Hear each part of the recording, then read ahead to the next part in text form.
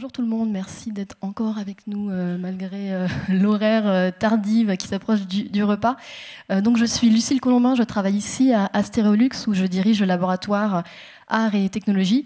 Alors je vous le dis tout de suite déjà, je ne suis pas une spécialiste du mobilier urbain, mais par contre nous aurons après Frédérique Châtelain, directrice des études stratégiques chez JC Deco, qui elle l'est beaucoup plus que moi.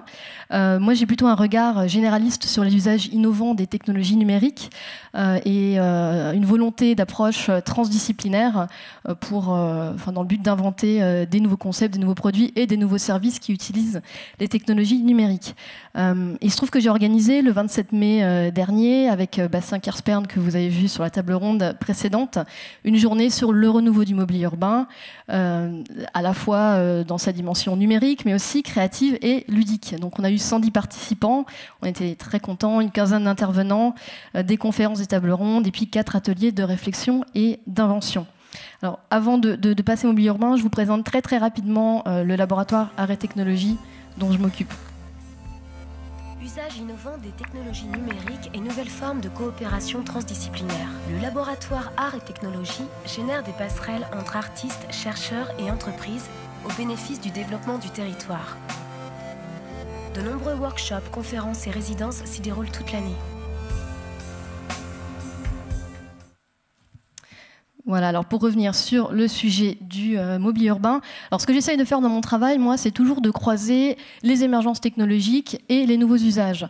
Parce que, en fait, quand on parle d'émergence technologique, on ouvre forcément des possibilités d'usage et il y a des allers-retours qui sont extrêmement intéressants entre les deux.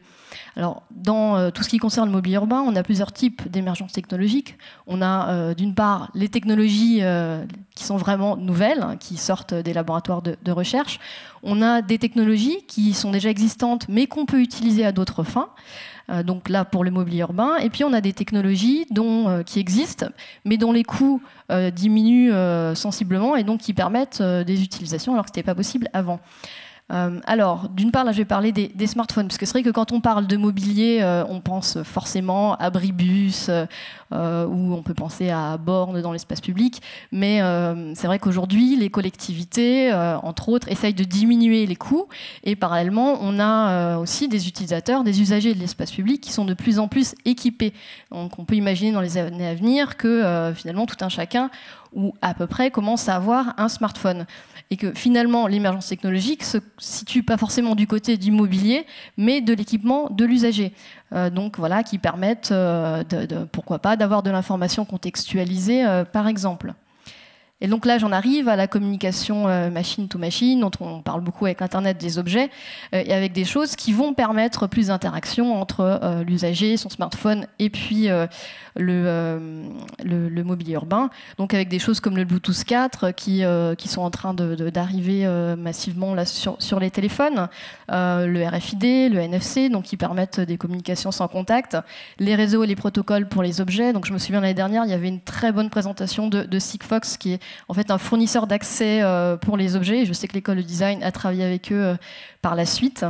Et donc ça permet d'imaginer tout un tas d'applications donc qui peuvent être, alors j'ai juste mon petit papier qui est derrière, voilà, qui peuvent être par exemple un vélo qui communique avec un abribus. Voilà, pourquoi pas, hein, pour l'instant on ne l'imagine pas, mais c'est possible.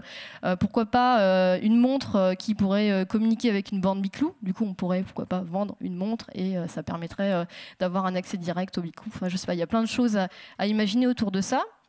Alors, pour poursuivre dans les émergences technologiques, on a tout ce qui concerne la diffusion sonore et la diffusion visuelle. Je vais parler que de petites choses, parce que c'est un sujet qui est beaucoup trop vaste pour que je le traite en 15 minutes. D'une part, si on parle de diffusion visuelle, donc on a ce qui s'appelle l'OLED, les diodes électroluminescentes organiques, qui sont en fait des composants qui produisent de la lumière et qui permettent de faire des surfaces souples. C'est ce qu'on voit sur la droite. Et donc, ça laisse une créativité intéressante et on peut imaginer d'adapter ça sur du mobilier urbain et donc d'avoir des surfaces de projection beaucoup plus complexes. Sur la gauche, là, on voit un petit dessin qui montre de la projection sonore ultra directive. Donc, c'est quelque chose qui était présenté le 27 mai par Bruno Suner de l'école d'architecture, qui est aussi fondateur d'une société qui s'appelle Euphonia. Donc, c'est un système de source qui permet de délivrer un message sonore à un public restreint avec une très bonne intelligibilité, même en milieu bruyant. Donc, si on n'a pas envie d'écouter, mais il suffit qu'on se décale de 30 cm et on n'entend rien. Voilà. Il y a tout un tas de systèmes qui pourraient permettre de faire de la diffusion sonore, alors qu'aujourd'hui, on en fait très peu dans le mobilier urbain.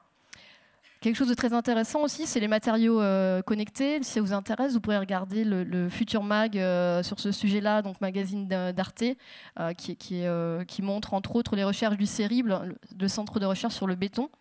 Demain, on pourra toucher une surface et interagir avec elle directement. Donc le béton aura des composants électroniques et on pourra déclencher un son ou une action. Voilà. Donc ça, c'est peut-être un petit peu plus loin, mais c'est quelque chose qu'il faut imaginer quand on parle de renouveau du mobilier urbain.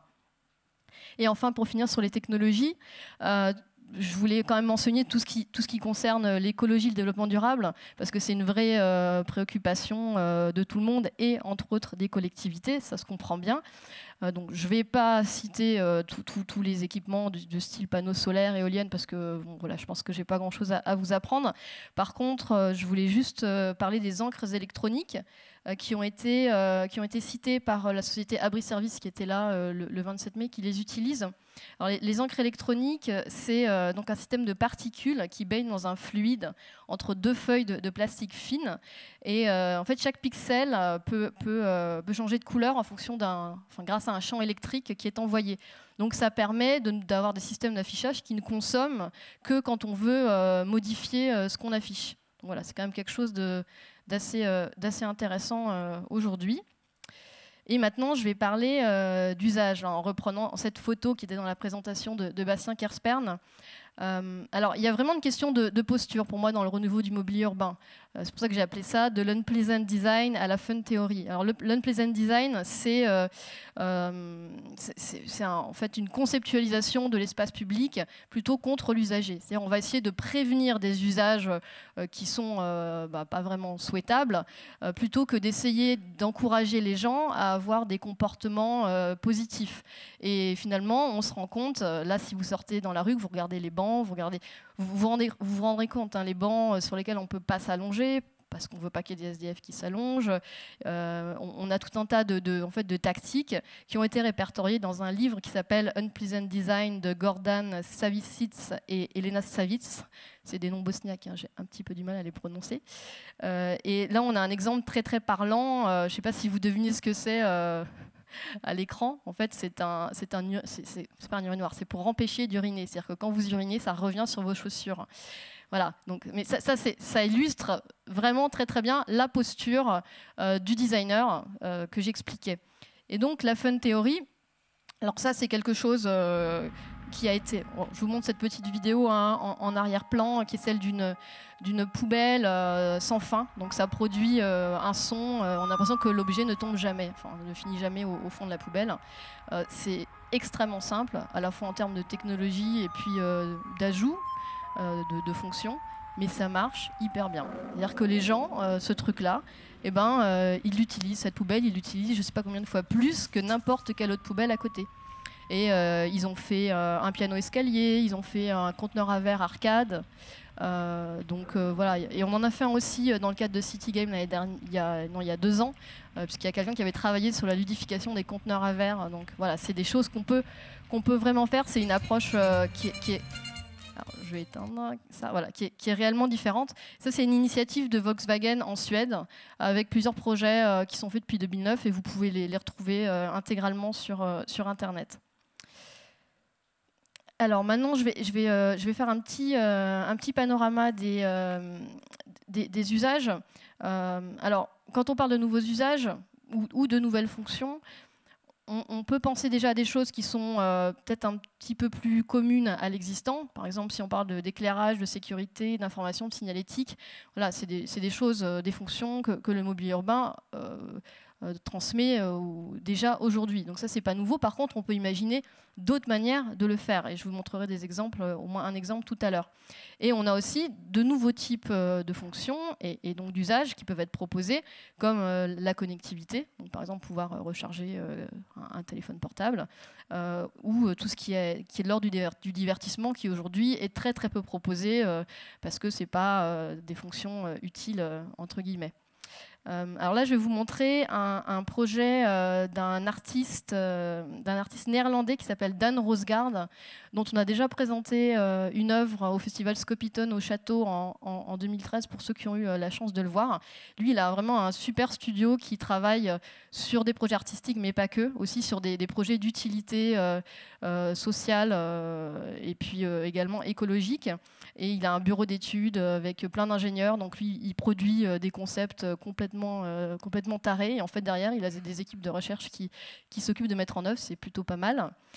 Et donc, il a travaillé sur le concept des routes interactives avec plein de nouvelles fonctions, dont la peinture dynamique. Donc là, c'est un système de peinture qui devient luminescente en fonction des conditions de température. Donc je pense que c'est quand on arrive à peu près à 0 degré ou quelque chose comme ça, que la route devient dangereuse et glissante, on a des petits flocons qui apparaissent. Voilà, c'est un concept qui peut paraître assez simple, mais qui apporte vraiment une nouvelle façon de concevoir les choses. Il y a aussi donc l'éclairage qui se déclenche uniquement au passage d'une voiture, où là on utilise en plus le mouvement de la voiture avec le déplacement de l'air et un système éolien. Il y a l'idée d'une route qui se recharge en fait pour les voitures électriques. Alors tout ça, c'est des concepts, mais sur lesquels ils sont réellement en train de travailler. Alors, je précise qu'on n'est pas directement sur du mobilier urbain, mais on est sur des idées qu'on peut clairement, qui peuvent clairement donner de l'inspiration sur des mobiliers urbains, même des choses un petit peu plus classiques. Sur les usages divertissants, donc là, je voulais vous présenter le Boom Bench que vous voyez en bas.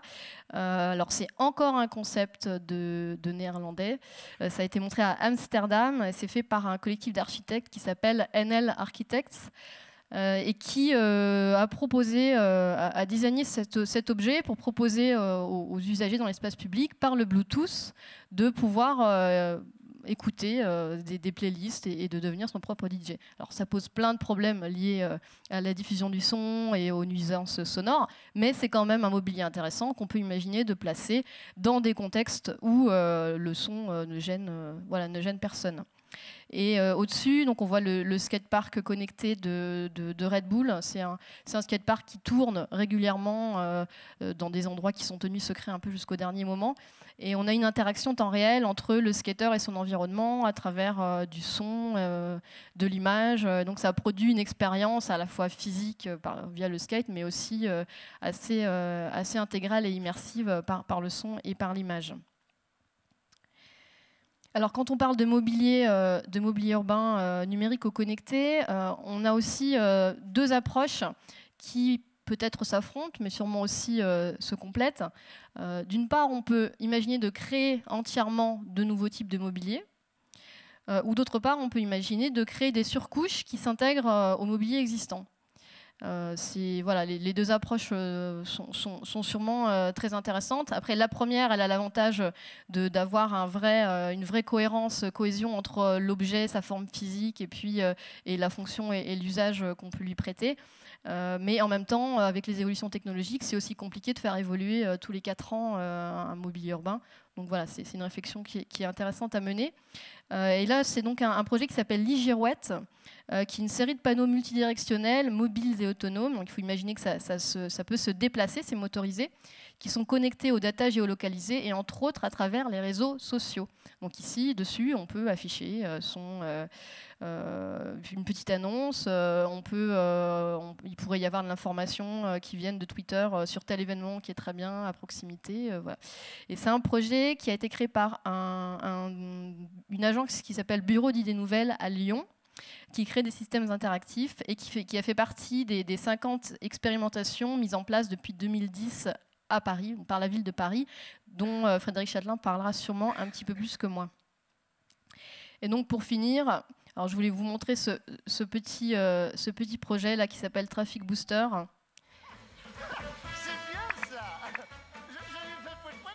Alors c'est un projet qui a été fait par un collectif d'artistes et de technophiles à Paris qui veulent redessiner l'espace urbain. C'est plutôt un petit objet de l'ordre du hacking urbain en fait. C'est quelque chose qui coûte rien, qui s'approche même de la performance artistique. Ça se greffe à un feu et ça klaxonne les voitures quand le feu passe au vert. Alors apparemment ça ne sert strictement à rien, mais en fait comme souvent ce genre de petits projets de hacking donnent plein d'idées. Et notamment, comment est-ce qu'on pourrait créer des modules, plugins, qu'on pourrait greffer au mobilier urbain de manière événementielle, par exemple, ou pour ajouter d'autres fonctionnalités au fur et à mesure, pour éviter de refaire en permanence le mobilier.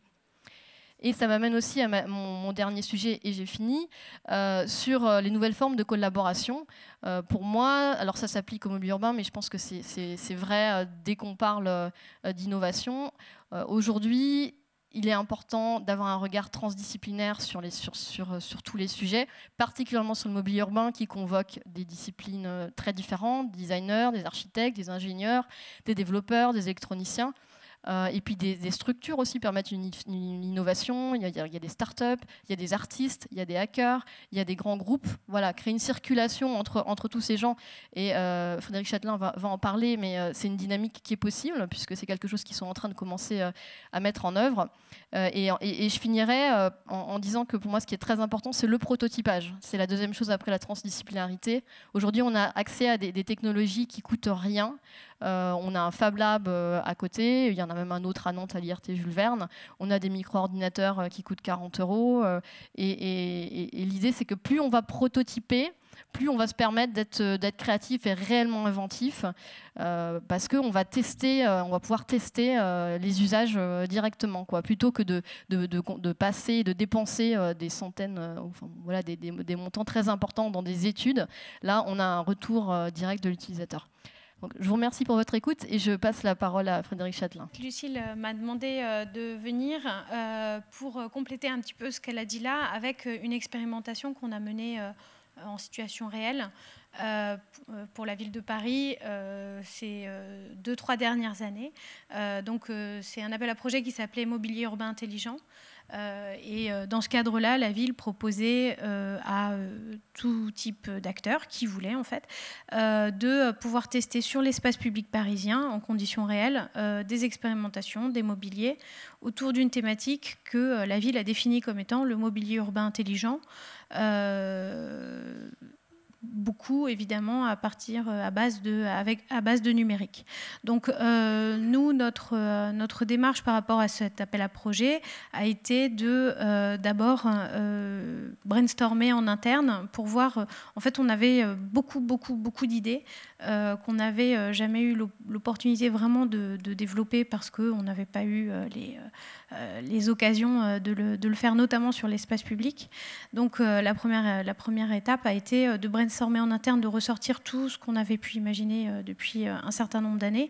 Et surtout, parce qu'on en parlait tout à l'heure sur l'objet connecté, on travaille en silo entre le designer d'un côté, les interfaceurs de l'autre, etc. Nous, on a fait le choix en fait, d'intégrer tout le monde dans un groupe de travail dès le début et intégrant notamment les designers qui ont designé nos abris, enfin nos mobiliers, puisque ce n'était pas que des abris. Et notamment, donc, on a travaillé avec Patrick Join et Mathieu Lehanner et on les a intégrés dès le début dans la réflexion, ce qui fait qu'avant même qu'ils imaginent des designs, ils ont pu imaginer avec nous des concepts. Alors, donc, la petite présentation, juste pour resituer, je pense que vous nous connaissez, mais quand même, on existe depuis 50 ans, JC Deco, on a été créé par Jean-Claude Decaux, le concept de base, et qui est toujours aujourd'hui notre concept fondateur, c'est d'offrir aux collectivités et évidemment au public, sur l'espace public, des mobiliers et des services qui vont être financés par la publicité. Donc ça a été notre modèle depuis le début et c'est toujours le cas. C'est pas parce qu'aujourd'hui on s'intéresse aux interfaces digitales qu'on évolue sur cette partie-là.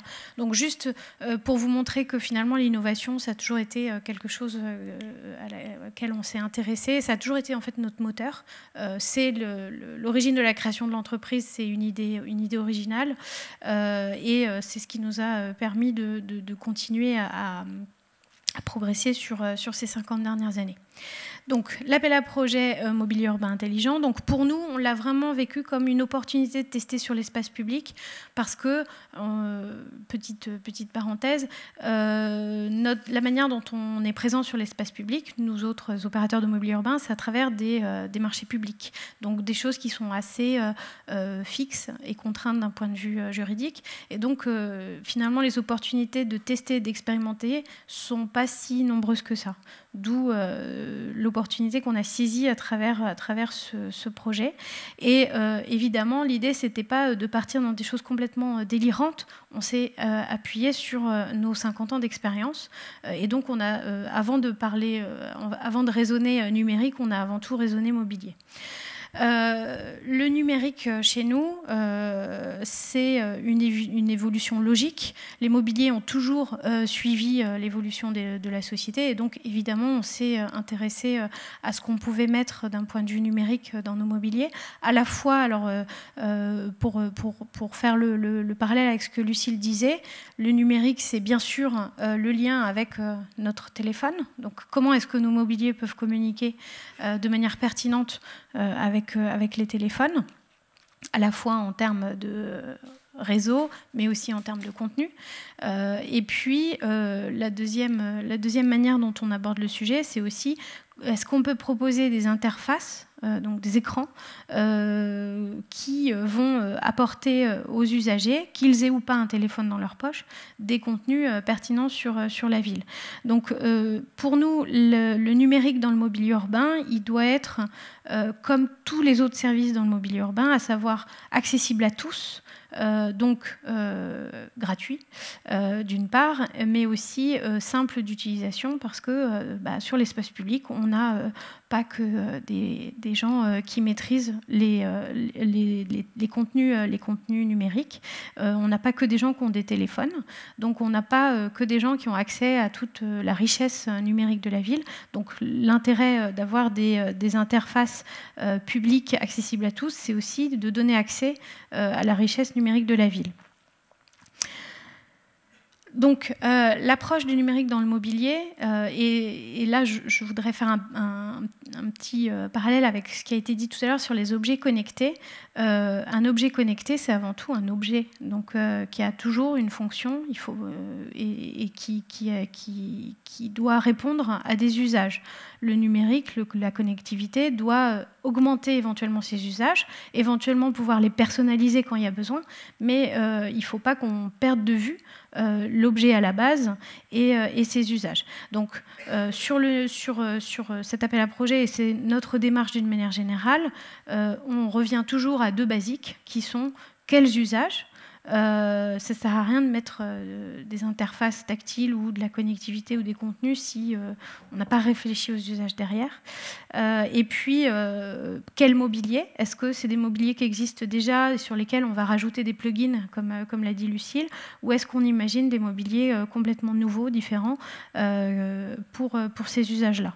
Donc, par rapport à mobilier urbain intelligent, notre objectif était vraiment de profiter au maximum de cette opportunité d'expérimentation. Donc on a proposé, au départ on a proposé 8 projets, on en a développé 6 et on a voulu vraiment couvrir tous les spectres de nos services, à savoir autour de la mobilité, donc tout ce qui est abribus, mais aussi services, puisque aujourd'hui on propose des sanitaires ou même des kiosques à travers notre structure média kiosque, des kiosques à journaux.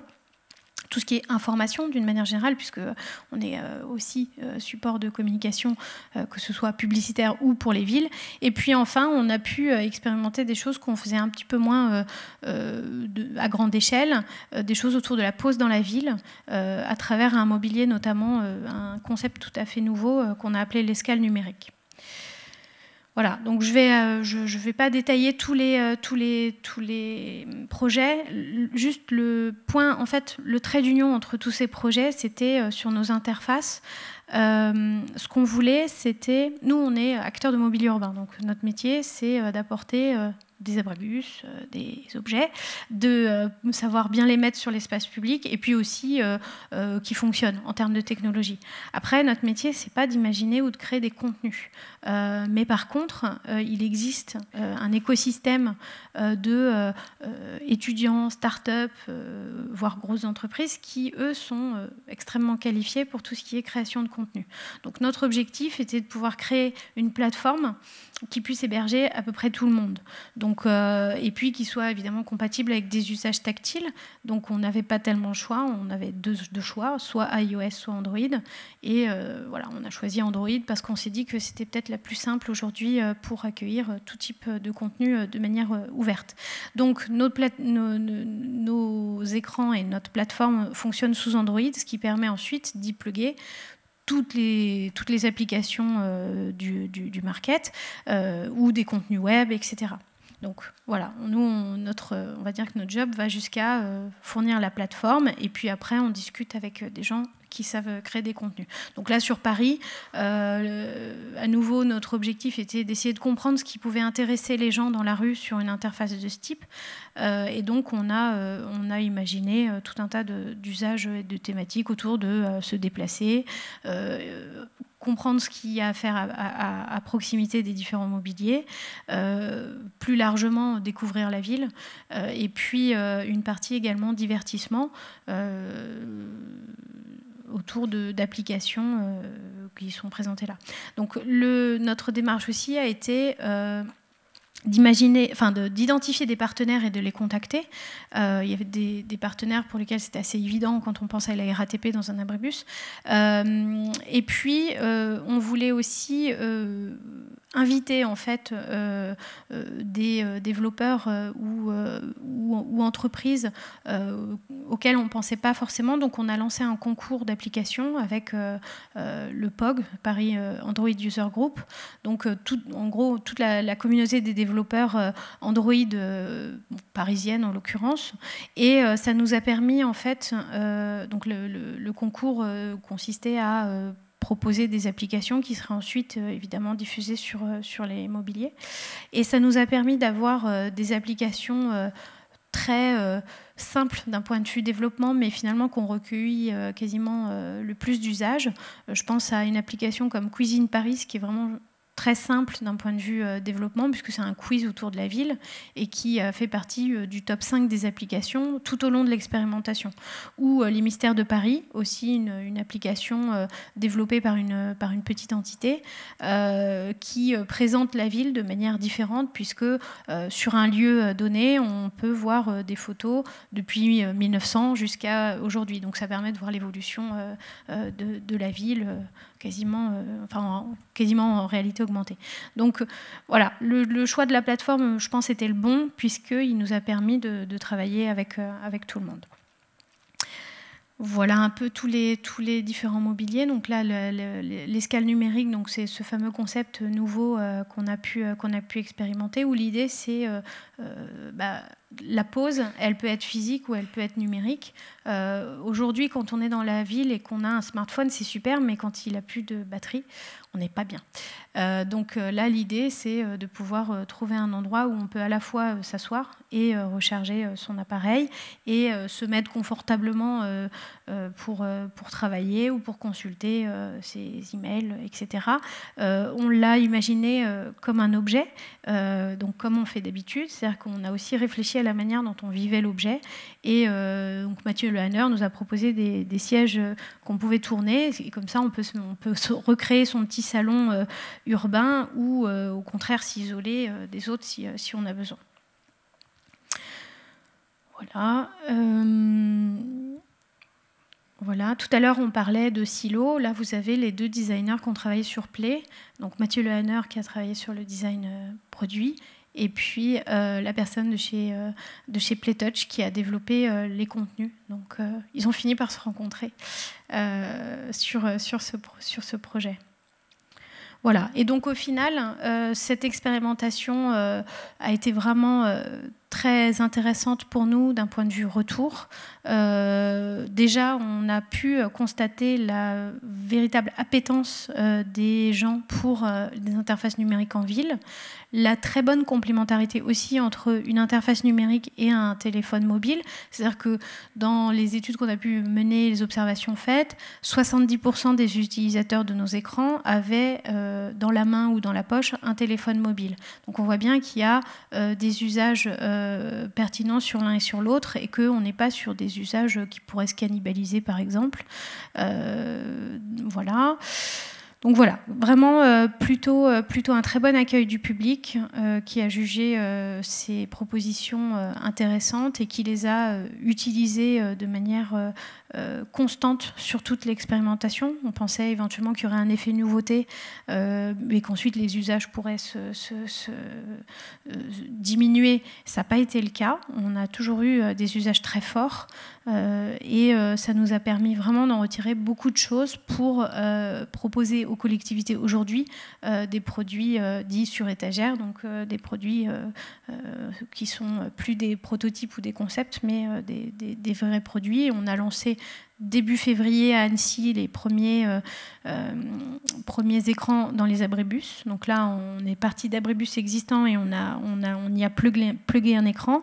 Et tout récemment, en début de semaine à Aix, on a inauguré des bornes de consultation de contenu numérique. Donc voilà, aujourd'hui, on n'en est plus à l'expérimentation, mais à la vraie vie.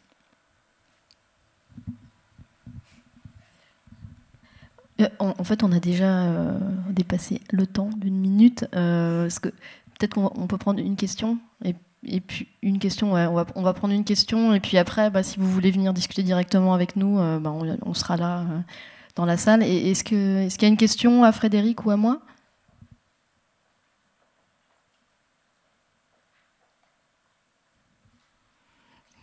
Ok, parfait. Je vous souhaite bon appétit.